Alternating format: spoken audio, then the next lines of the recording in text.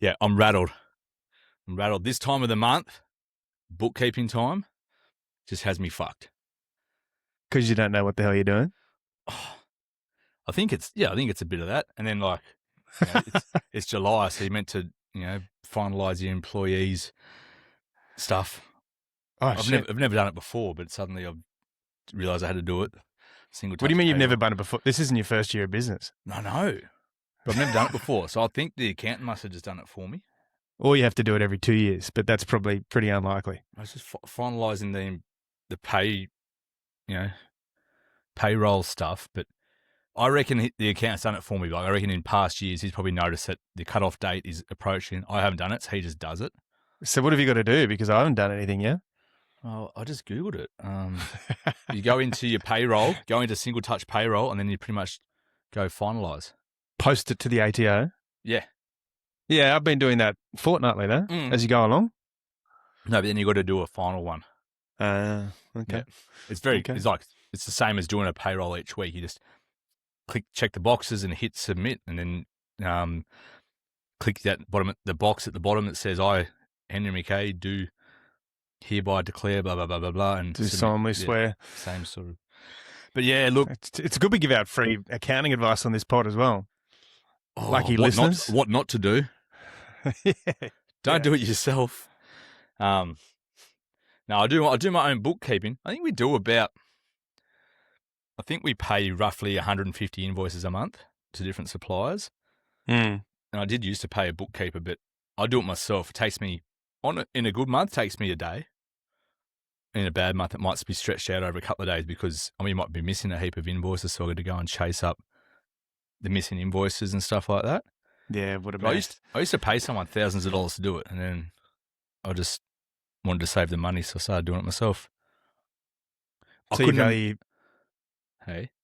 value yourself at what, about $500 a day then? No, it was more about just giving myself more control because I didn't think they would were claiming the credits where they were to be claimed. Where credit was where credit was due. But yeah. And I'm glad I only got to do it for 1 to 2 days a month because I could not imagine doing that full time. You mean being a full-time bookkeeper? Oh, it'd be horrendous. Yeah. Lucky you run a lighting shop then and not a bookkeeping service, I guess. Hey, can you fix your hat up? What's wrong with it? In case people are watching along on YouTube, there you go. Crooked like my nose. Yeah, no, it is. Yes. Crooked. So another week. What's news? Well, Taylor and Travis got married over the weekend. Good on them. I'm joking. We're not talking about freaking Taylor and Travis. I just wanted to see your reaction. Good on them. Whatever. Like, You didn't follow along closely? I try not to. I just don't care. But Taylor Swift, she's got to pop into your feed every now and then. I don't know. I've never really listened to her music that much. Would you say you don't even like her music? I wouldn't say. I just not that I don't like it. Like, it's always catchy, but it's just I don't like it. Yeah, there you go. You can be honest here. No, not for me. But I admitted that, my auntie gave me a Fergie CD and I loved it. Yeah, true. So I've got an open mind. I remember on our way to Darwin when we were driving up there, the comedy, this is before, well, it was when it was still, you go to the servo, fuel up and maybe buy a CD. I bought Lily Allen. It's Not Fair was the album. You loved Lily Allen, didn't you? Yeah, she's great. Yeah. No, she is good. Hey, what else can I tell you? There's been a fair bit of engagement from the listeners. Oh yeah. Your unpopular opinion on soccer. Well, I said it. I knew it was not going to be popular. It certainly wasn't. Jeez, you got some passionate soccer fans come at you after that one. Didn't get many people backing me up, to be honest. No, you didn't. I was thinking about it. Maybe you're not trying to be unpatriotic in any way, like go Australia, but you know when the World Cup's on like this, like everyone's going for Australia, go the Socceroos, of course, right? But doesn't mean that you can't have an opinion about soccer. Then again, I did watch Mexico play England Well, no, I can't say I watched it. I watched 15 minutes of it towards the end. Yeah, nice. And that was a pretty good game. They were fired up. And you know, we've spoken about different sports having different barriers to entry and what determines if someone is actually the top athlete in their field. Because soccer does have that low barrier to entry, maybe that's why it is so special, because they are the best athletes, the best strikers, the best wingers, best defenders in the world at that sport. There's no doubting that. So to see that on display, plus the passion of nations, like, as you know, I lived in Brazil. The Brazilians lost. They will be, like, they'll be crying in the streets.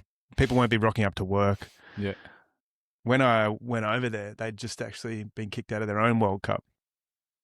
And everyone was devastated. Like, you couldn't actually talk about it. Even in the taxi on the way from the airport to my hotel, they wouldn't let me talk about it. No, with soccer, I appreciate that it is a highly skilled game. Like, although the most, I think the most X factor player is obviously probably your striker, but everyone in that game, everyone on that field is highly skilled. Unlike rugby union, where you could say, look, you're not the fastest person and you're maybe not the most skillful, but you're tall. So there's a role for you in the line out, and then you're really strong with a thick neck and a head like you've been bashed in the face with a shovel. You'll be a good prop.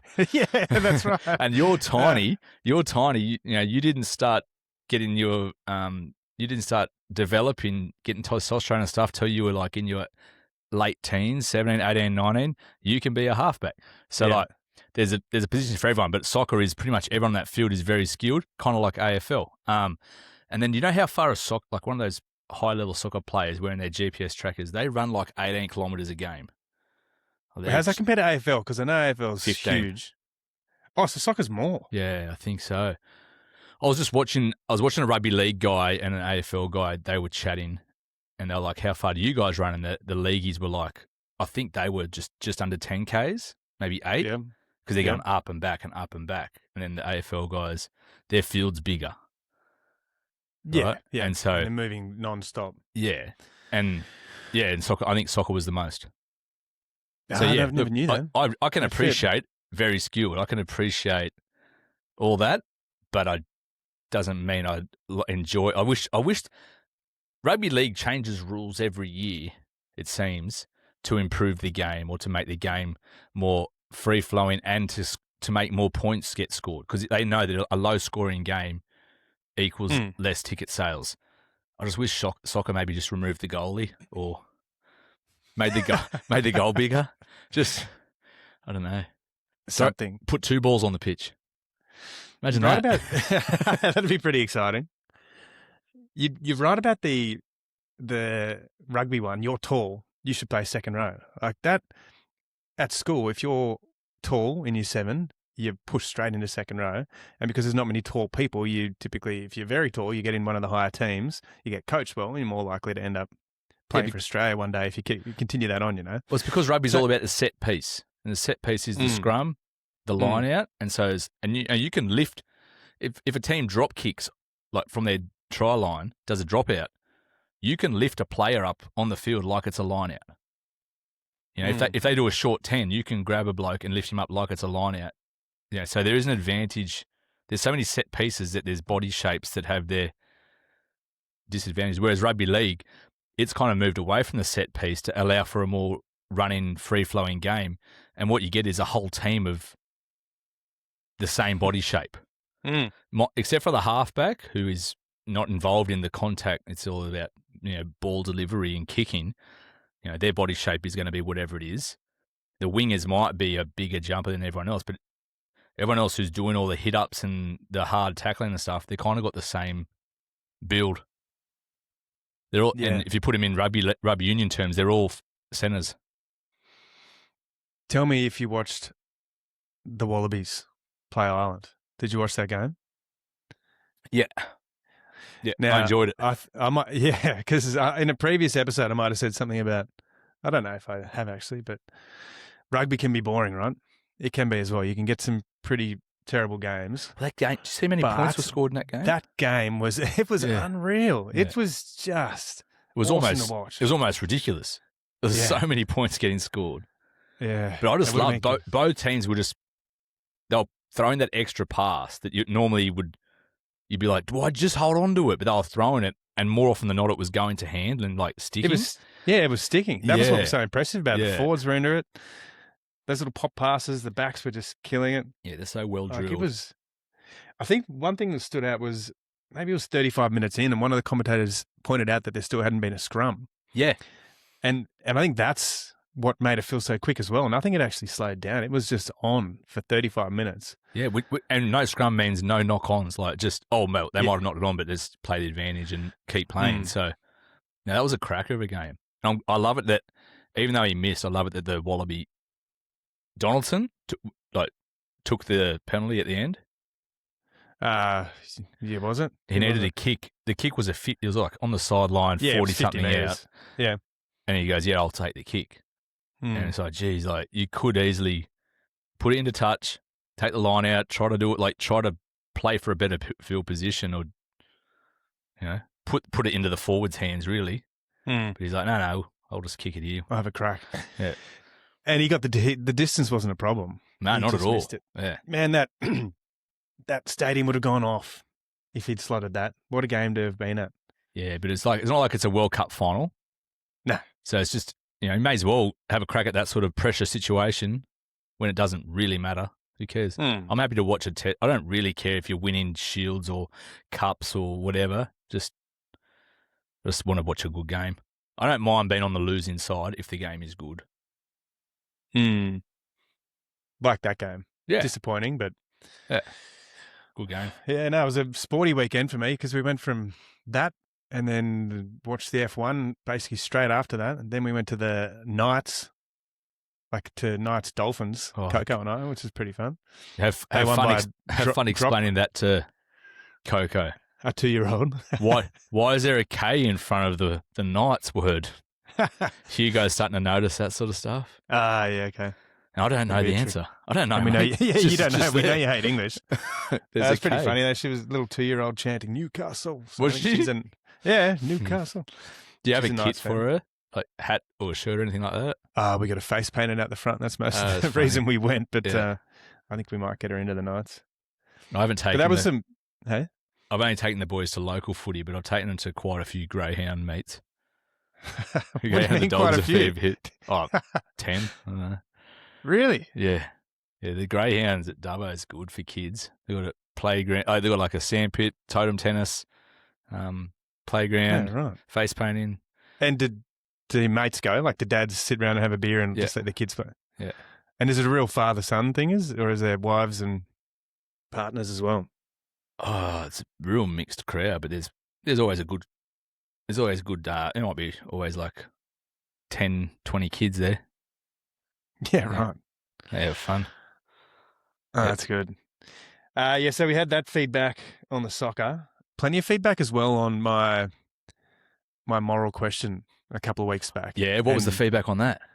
Oh, in the comments, people were getting pretty passionate about if I should be sneaking into business class or not. Basically. And were they on your side or against?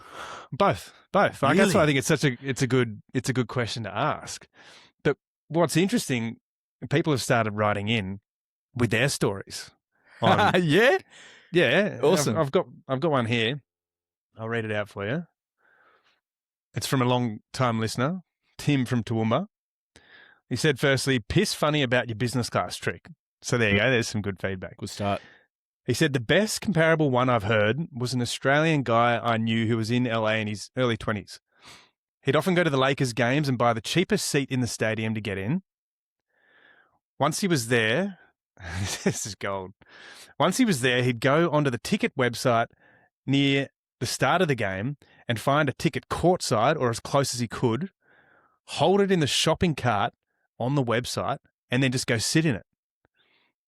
After a while and a few fails, he also critiqued it that he got his hands on a digital version of a courtside ticket and would Photoshop the seat number in the stadium, and he managed to sit courtside a number of times.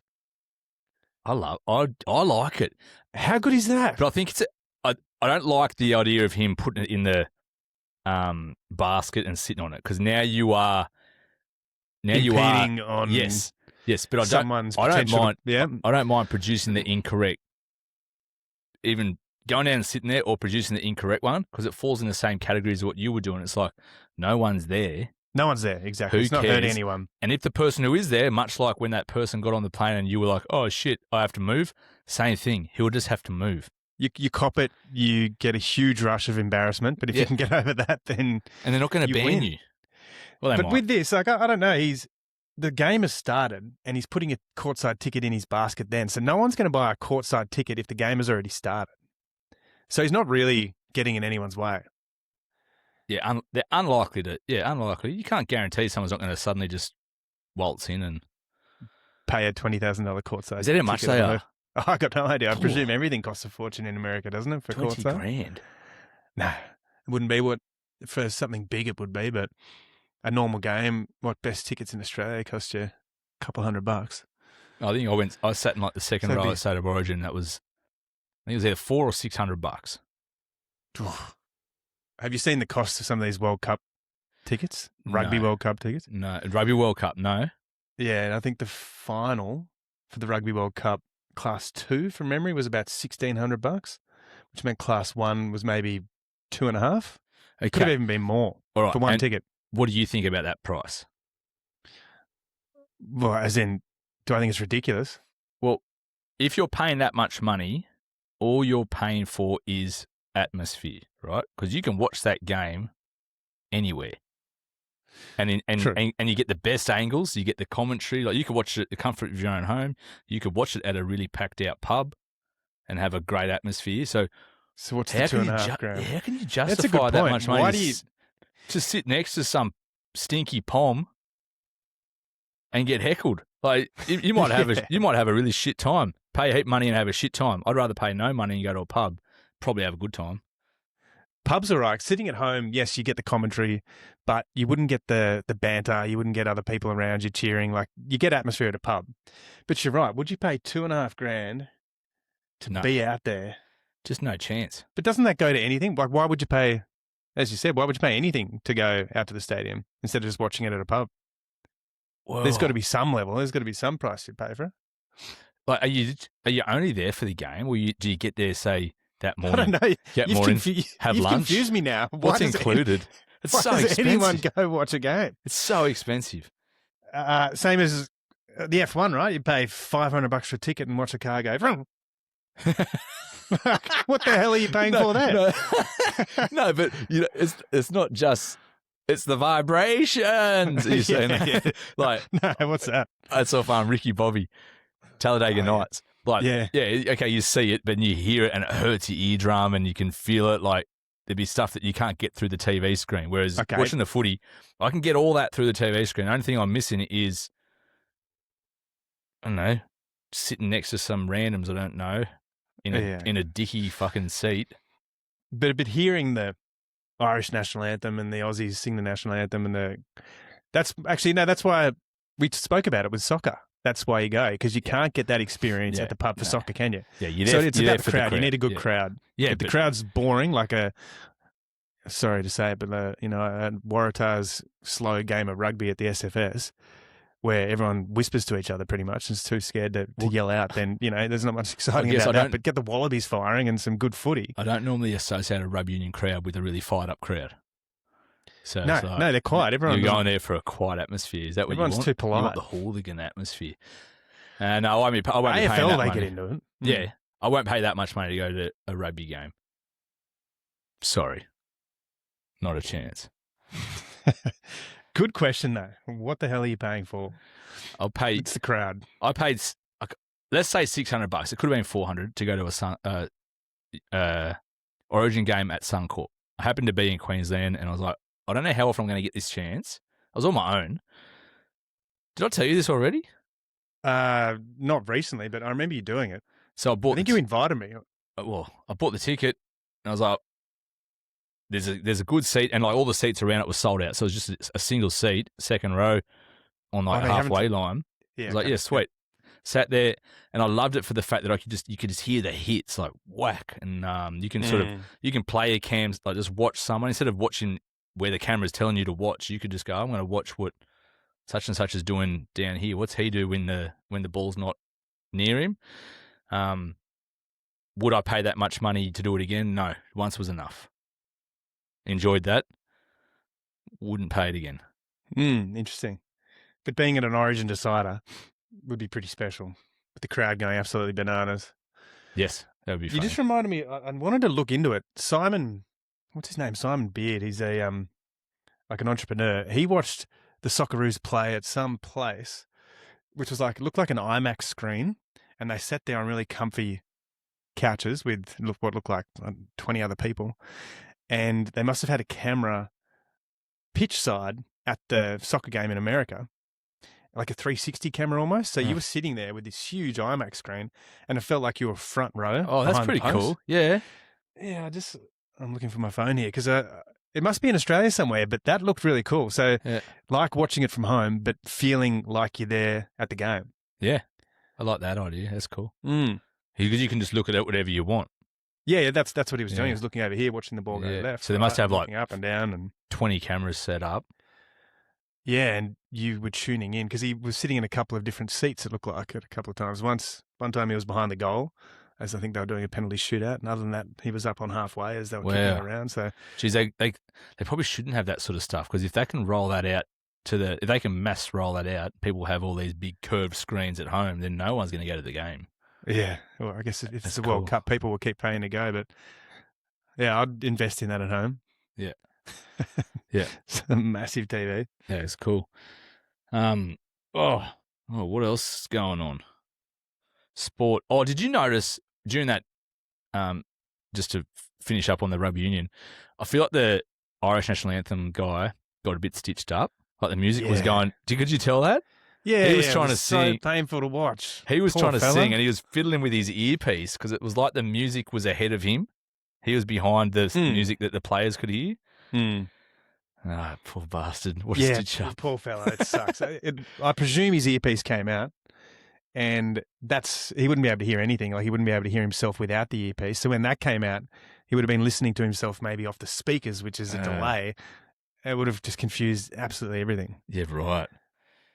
Have you ever, you probably haven't, but I've watched YouTube clips of drummers performing, and they talk about what it's like, and they've got a camera behind them to the stage. And often, this is because I'm a drum tragic, I've watched these kind of things, but they have an earpiece in, and you could be at an AC/DC concert listening to Angus, rocking out on guitar, and it being so loud.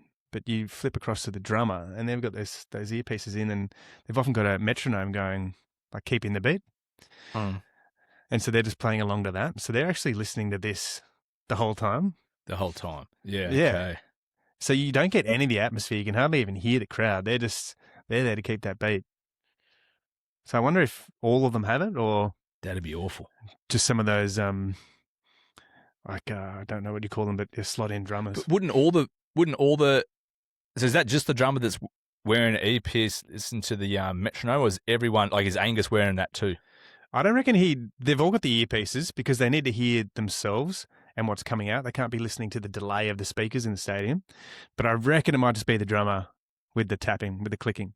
God. But would love to hear from any musicians out there as to how it works. Yeah. The other thing that was interesting when I was going, this is probably a year ago, when I was going into that musical rabbit hole, as you can tell, I get into a few YouTube rabbit holes, was how much some of these band members get paid. So who was when I was looking into? I think it was Luke Combs, when Luke came out to tour. And it's not like it's Powderfinger, right? It's not a band. It's Luke Combs. He's the singer, and then he just employs a drummer and guitarist to come out with him. And let's stick with the drummer. The drummer might get paid, what was it? $500 for a night, for a gig, something like that. And then their flight's paid for, and maybe a tiny bit of spending money. Like, they're not earning cash, these musicians that get employed by these big musicians, by any means. Right. Like, they could earn, I don't know, 20, 30 grand in a year if they went hard. But what you're doing is you're playing with some of these, and these are huge bands as well, like Luke Combs, as I mentioned. It's the same for plenty others. Huge bands are doing it for, but they're just not getting paid much at all. So you need to either be in a band where, like, it's the band that sticks together, or be the one writing the songs. Obviously, you get all the royalties then and the writer's fees, or have a frontman who decides to equally split the pay, which I think Coldplay has done, and someone else has done as well. Another big name. But Chris Martin came out and said, "I will split all the royalties from all our songs equally." Because they've just probably made so much money that he's like... Well, he doesn't care at that point, does he? Yeah. Whereas often you hear that's what breaks up bands, if you've got a lead singer getting more of a cut and the rest just get the shit. Well, it's the same as because it's a business, it's the same as a partnership. Like, I've never been in a business partnership, and I never would be, because I feel like, same as in a band, on the way up, it's all hunky-dory. But there's going to come a time where someone's outworking the other. So either someone goes, I'm happy with where we're at, I want to take my foot off the accelerator here and enjoy this a little bit, whereas the other one's like, no, let's knuckle down and start hustling. Let's double the output. Or maybe one person in the band sense, one person is doing all, because they are the front man, they're doing all the media stuff, they're doing the stuff that matters. Now the guys are sitting in the background. Yeah, they are part of producing the product, but it doesn't change the fact that someone's putting in more hours than the others. So, partnerships are, just look at a marriage. How many of them fail? Yeah. Partnerships are Marriages, doomed to fail. Bands. Yeah. Businesses. Yeah, you're right. You've got to be so aligned. Yeah. And especially hard when you're on the road if you're a rock star as well. One person gets addicted to drugs, the other doesn't. It turns into a mess. You hear that story so often as well. Yeah, I think all partnerships are doomed. Let's take marriage out of the equation. I think all partnerships are kind of doomed to fail, which I feel like if you prepare for that from day one, you go, look, one day this is probably going to go ass up. Let's come to some sort of agreement now. How are we going to deal with that when it happens? Yeah. Just because it doesn't need to be. So if you know it's coming, you won't be so disappointed when it turns up. That's in a business One sense. way to look at it. Yeah, sure. Yeah, I've just checked it. Yeah, so Coldplay splits their overall earnings equally. Even though Chris Martin's the primary songwriter and face of the band, they've decided to share profits. I have thought about that before, because I hear about like artists getting booked for festivals, and I think a pretty common fee for a big act at a festival in Australia is like 20 grand. I'm like, just imagine being a one-man band, like a rapper, say, and you've got a music track playing in the background. One man, I imagine you're going to get the lion's share of that. And then you go and grab like a 4 or a 5 piece band. I'm like, oh. Yeah, you're splitting it. Spewing. Yeah. Especially if they're your band members and you've decided to split it evenly. If you're paying them all $100 to be there, sure, you might still make the extra cash. But you're right. If you went out on your own and just thought, how can I make the most money out of this, then one-man DJ would be the way to do it. Yeah. You can pop up at a bar. You can pop up anywhere you want and just get paid huge fees. Yeah. Yeah. Now, you were saying something a few episodes ago, talking about longevity. Yes, like medicine or something. Now, this is longevity, escape velocity, and this isn't exactly tied to that. But I was at a Bucks party, and it was about 4:00 in the morning. It's been a long, I'm looking forward to how you're going to tie these two things together. It's been a long day, and me and 2 other fellas are chatting, and one of the boys who is bisexual, not gay, bisexual, he's up, and I was like, now, is AIDS still a thing? You know, at one point, AIDS was like closely linked with the gay community. Don't hear much about AIDS anymore. So I said to him, is AIDS still a thing? Is that something you got to worry about? And he goes, not really. There's a pill you can take. And I don't recall if he said you take it the morning after or the day of or something, like within 24 hours of an encounter, and it stops the AIDS virus from binding on and you just don't catch it. And I was like, how is this not front page news? This is incredible. And I was blown away by it. And then I was talking to a bloke who's a doctor, months later. I was chatting to him. I said, this guy said there's this pill you can take. And it just really blew me away. I can't believe I haven't heard of it. And he goes, yeah. And then he named the medicine that it is. He goes, in fact, there's studies that are showing that the life expectancy of someone who is AIDS positive or HIV positive. HIV, not AIDS, is the part of the virus where it sort of kills you. HIV it turns into that. Yeah. So he says there's studies saying that people that are HIV positive actually have a longer life expectancy than people that don't have HIV. What? So that's flipping around the other way. Yeah, and he says just because like they look after themselves better, they eat better. If there is an illness getting around, they will avoid it. They wash their hands. They as soon as they have any sort of symptom, they go straight to the doctor. So they just they utilize the medicine that's available and live longer. It's giving them a few extra years. So Charlie Sheen, is it one pill? Is he HIV positive? Yeah. Yeah, right. There you go. He lives a pretty unhealthy life, though. I don't know if he might outlive us all. I thought the pill was. I heard about that as well, but I thought it was just if you contract it and you're HIV positive, then you just have this pill for the rest of your life. No, you think it's more of a morning after pill? No, it's different. Something else. You just don't catch it at all. Yeah. Well, I'm not going to get the drug right, but there is, I think, diabetes drugs as well. Resveratrol. Why is that popping into my head? Same thing. People are now taking that because it has longevity properties as well. Okay.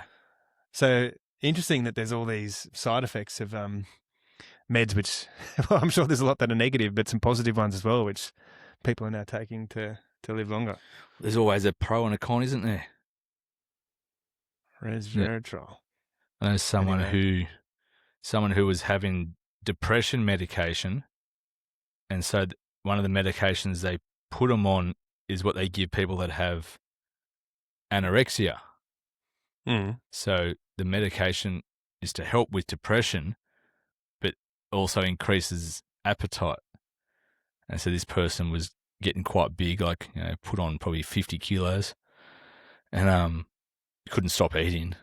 So they had to put on another medication to counteract the hunger. Like just a clusterfuck of medicine. It gets messy then, doesn't it? One after another. And the pharmaceutical companies are making a fortune. It works perfect for them. Yeah, laughing. Hey, what about Ozempic? Have you had that pub chat with anyone? Like, do you know anyone having it? Do you reckon there's stigma around it? I'm going to say yes, there's definitely stigma around it because I am a sort of like, what the fuck? Why has there got to be a pill for everything? Just stop eating so much shit. Yeah. I found out the other day it's not a pill, it's you're stabbing yourself in the gut or something. Like, it's a bit more hectic. I haven't asked people this face to face, but I've heard this through the grapevine. Oh, such and such got a gastric band put in. Like, I hear about that heaps. I only ever see this guy eating pies and drinking Coke. Yeah. What the fuck? So like, well, now he eats less pies and drinks a little bit less Coke. But all the same, the problem is not like what they're eating is the problem, but they're looking for some sort of solution. It's like, no, just stop being a fucking child and take control of your diet a bit. Yeah, easier said than done for a lot of people. But it's just a lack of willpower. Yeah, especially if you got to get to the point where you got to do something a bit more serious. I understand though. If it's getting to the point where your willpower is never going to stop it and you are going to die, all right, let's get in there and fix this. But even when you're like, you know what's interesting though? I don't know if you know, but I've done a few 100-day challenges, right? Because I'm all or nothing. I did one last year, which was 100 days. It was basically eating healthy, but the way I was able to label it was no sugar. So no like soft drinks, no chips, no fast food, like none of that crap. And it was weird. It was hard in the first week to actually do it, but then after that, it was really easy. And what you started to notice was, and this is my excuse for the people which can't get away from being fat, is the marketing's in your face everywhere you go. And once you're actually actively avoiding sugar, which is probably like your wife, she's conditioned that way now. You walk into a 7-Eleven and everything is fluorescently coloured in your face. Like absolutely everything in that whole shop, except maybe the bananas at the checkout, have got sugar in them. You walk into a supermarket and you've got to go to pretty much one aisle. Otherwise, the rest of it's all just marketing. Yeah. And so you realise that like the power these food companies have and the marketing they have on you and your psychology. A lot of people just lose that battle. It's very hard. Like, marketing. They're so they're clever very precise and they're very clever. Yeah. So to your point, yes, stop eating. It's easy said than done. You've got some very intelligent people at these food companies just trying to figure out ways to make you keep eating shit. Yeah, well, I often think the best lawyers in the world aren't working for the government. They're working for private corporations. The best psychologists, they're probably not out there helping little Johnny understand why he hates his uncle. They're working for the food companies so you can buy more lollies. I'm glad you brought up marketing because I just find it fascinating. I've got two examples of marketing at its finest. Yeah, where you've been sold to, where you've been... Not quite. No. That will come in time. No, it's just these two examples of people just going along with the story. Whatever the marketing pitch is, they go along with it without really... I went to Paris. It was about 10 years ago now. Place just stinks of piss. Yeah. And there's people haggling you on every corner. I shouldn't say every corner, but it's a lot of, I don't know, things that is not great. And I read into it a bit. And at one point, Paris had a higher mortality rate than the birth rate. Like it was a city of death. Not good. Jeez. And it was a hygiene issue. The place just stunk. It had no sewerage system, blah, blah, blah.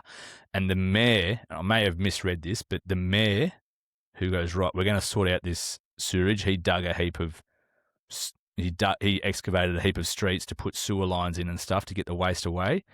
He also started marketing Paris as the city of lights and started trying to push it as a tourist destination. So this one person came in and took a city that had a higher mortality rate than the birth rate and started pitching it as the city of lights, which is still the name that it has today because it's just rows of these really yellow, like just rebranded the whole city, right? But it's all marketing. City, like city of love, like whatever. Okay, whatever, however you think of it, that's fine. But it's marketing, and the same as same as lobsters. Do you like lobsters? Yeah, I like lobsters. Overpriced shit. Why? No, I agree with that though. Like, I like lobsters, but it's fiddly and takes a bit to get in. A bit of lobster roll, you can't complain with it. Crab's better. Oh, geez, that mud crabs we had in Darwin were pretty good. Crab's better than lobster. So lobster, when the train lines were getting installed in America in like the mid 1800s, like 1850s and stuff, when they were starting to sort of run a train line from one coast to the other, that was enabling people to cover huge distances with very little effort. And so the people that lived in the central parts of America, maybe had never been to the coast. And so they were getting on these trains and hopping in first class and having all the fineries, and the most expensive item on the menu was this thing called lobster. And they're going, I'll get some of that. And they just cover it in butter, and these guys are eating on the train going, this is unreal. And they get to the coast for their holiday, and they go, we want some more of that lobster. And they go into the shops on the coast going, we want lobster. And they're going, lobster? Why? Oh, it's beautiful. It's what they're served on the train. And the beaches were crawling with lobsters. They were a pest. People were repulsed by them. Like, get rid of these things. But the train line had gone, let's get hold of this stuff, sell it as a premium meat. Anyway, so the train line of America is who we can thank for having lobster as a premium meal, because at one point it was dog food. Interesting. Yeah. Oh, I like that one. It's marketing. People are just suckers for it. If you went and is lobster shit, and we've just decided we'd like it because it's expensive and kind of there's a bit of that for people, or was it always good and people just didn't want to eat it because it was a pest? Like, would you eat kangaroo meat? No, not willingly. God, no. But people do. Because it's labelled as a pest. But if you went to France and it was marketed as some high-end Australian niche product, it's a big jumping rat covered in ticks. Yeah. No thanks. Shot by Mal. Yeah. Mal who's very had humanely though. 4 Red Bulls. Right in between the eyes. Yeah. The marketing manager thing I've thought of, investing in marketing I've thought of for small country towns before. Like, to your point before, what if you had the best marketing manager, best marketing intellect in the world, end up out of Warren? and work for Warren Shire, we've just spoken about the power of marketing. Like, what could they spin up which would somehow just put Warren on the map and make it one of the biggest destinations in Australia? Like, I can't think of anything right now. I mean, you've got Marshes and a few things you could pick off, but I wouldn't doubt that they could do it. If you found the best person in the world and put all the council's budget into the best marketing manager, they'd be able to spin something up on social media. And next minute, there'll be people flocking out there. Yeah, you got to pick your I think there's a lot market. of power to it. You what? You got to pick your market. As in, don't pick the Central West. It's hard to make people on the coast of Australia travel inland. Has to be something pretty captivating. Yeah, they'll happily fly to the other side of the world, but they're not going to go inland. Yeah, that's right. I guess that's what I'm saying, though. They would find something, a talented marketer. They would turn. They just need a big something. They've done them. Ningan's got that. Big bogan. Hasn't really increased their tourism by too much, has it? I don't know. I don't know. I think, going back to Michelin restaurants, you could just pay for a really expensive, famous chef and get them in there for 6 months, and then just claim that they, the Corinda Hotel. David Bowie filmed a film clip for one of his video clips back in, the 80s, and they're still claiming that. Yeah, just a one-off thing. So you just need to put your budget into someone coming out and filming there.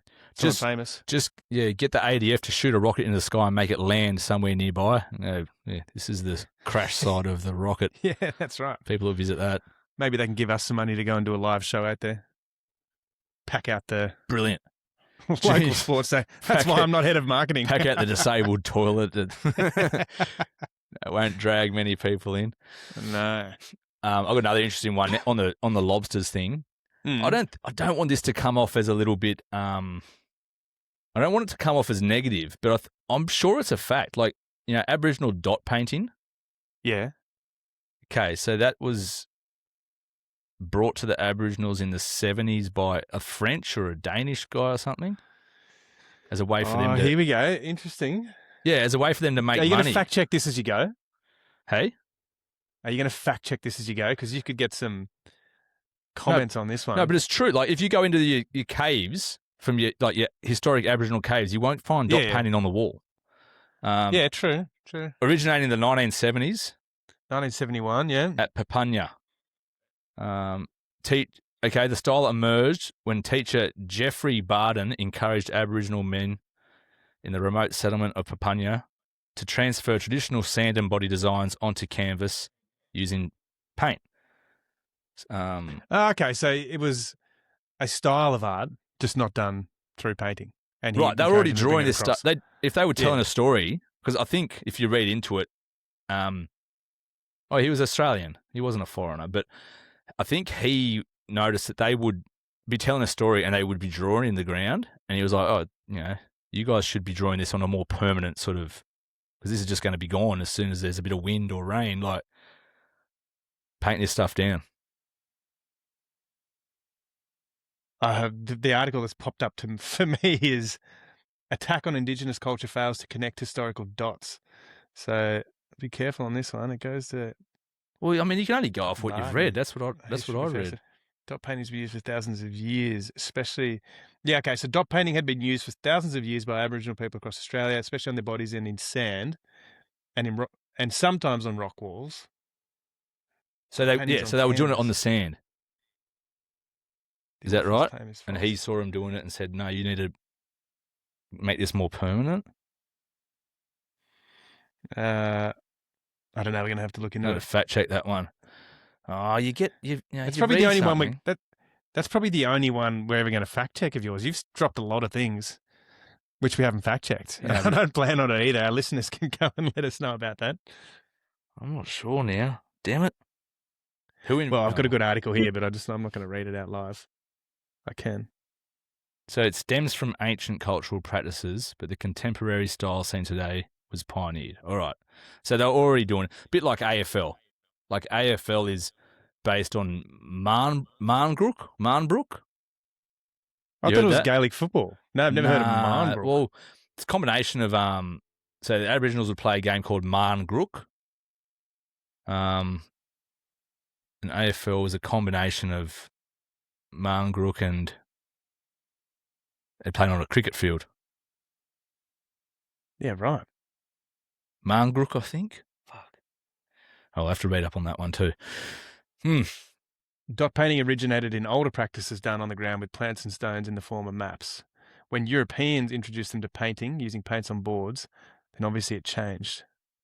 So no, you're more or less right. They just dot painting. Made it more permanent. Yeah. I would like to go to some of those caves up in the... Is it in Arnhem Land where it's at? The really old ones? Or is that in WA? Oh, I don't know where the oldest ones are. Mungo Man's just west of you. A few 100 kilometres. Word. Oh, well. On that note. First time we fact-checked something. Anyway, a good one to get right, I think. I don't want to get that wrong. But fact is, I don't know. Bugger. I thought some good facts. Yeah. You hear something and someone says it with such conviction, you're like, well, that's got to be true. Shit. Maybe sometimes when things are so simple, though, and easy to be passed on, and someone says it with passion, I think it can often be wrong. Like nothing is ever that simple. Anyway, I want to hear quickly, give us a quick update before we finish, because this is going to come out just after your fight, which is very, very soon. Yeah. How are you feeling? Are you pumped? What do you want from the crowd? I'm going to be there. How can I support you? Do you need me in your corner? Can we do that? I keep having mini panic attacks. Like I kind of notice. I haven't. Like I've stopped breathing. I'm like.